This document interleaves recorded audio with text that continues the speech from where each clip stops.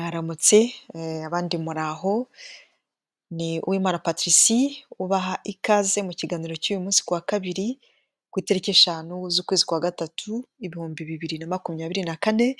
Uyu munsi turaganira ku byerekeranye n'ubworozi bw'amasazi y'umukara.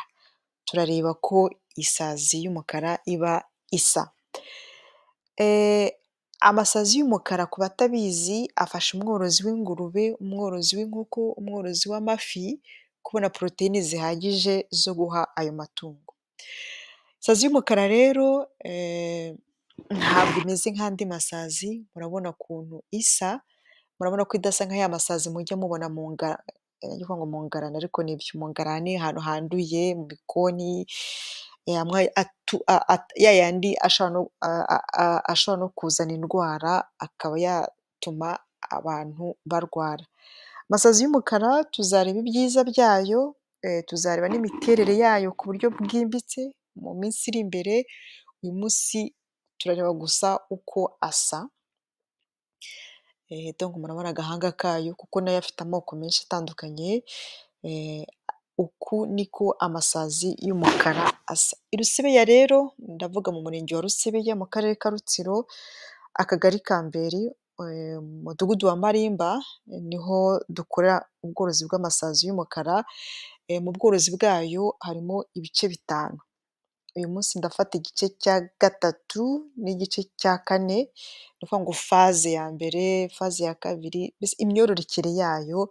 Ni ukuvuga ngo iyo kuri faze ya 3, kuri faze ya 3 cyangwa se nizere ko ari igice cyangwa se icyiciro, simbizi muzanyunganira, babyita amapurepupa. Aya mazina nayamenye abakozi banjye ubwo bajyaga mu mahugurwa muri RAB, batashye bavuga amapurepupa, amapupa, ni ibintu nk'ibyo ngibyo. Natwe tuzamenya kubivuga neza mu minsi iri imbere. Iyo bigeze aha, ibi muri kubona imbere yanyu nibyo ugaburira ingurube. Ubigaburira n'inkoko,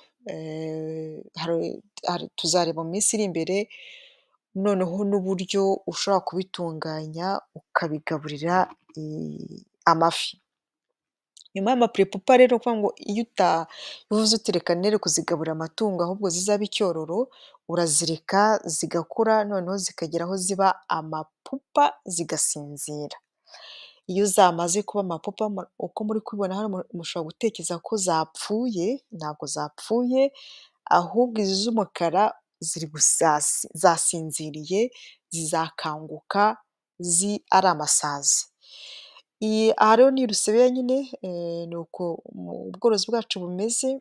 Noneho aya masazi cyangwa se amapupa z'ubwenge, twebwe tuyagaburira ari hasi. Noneho iyo maze guhaga, ni ukuvuga ngo yakuze, ni nka hano mu Burayi, umwana ugize imyaka 18 abenshi bava mu rugo ku babyeyi babo bakajya kwibana.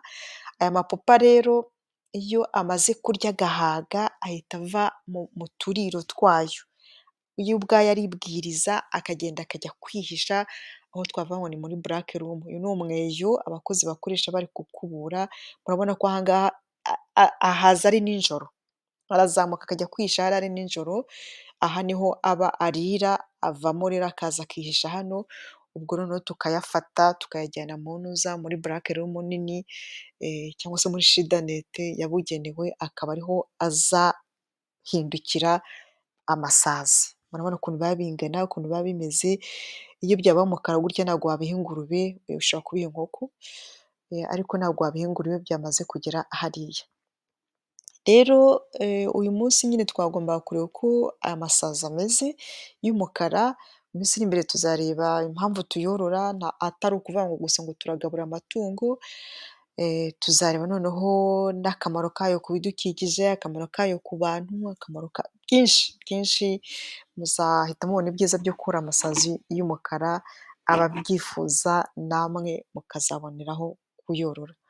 Murakoze rero, mugire umunsi mwiza. Mwari kumwe na Uwimana Patricie. Imana ibagirire neza. Ni aho ubutaha, tureba ibyerekeranye n'ubworozi bwacu bw'amatungo magufi. Bye.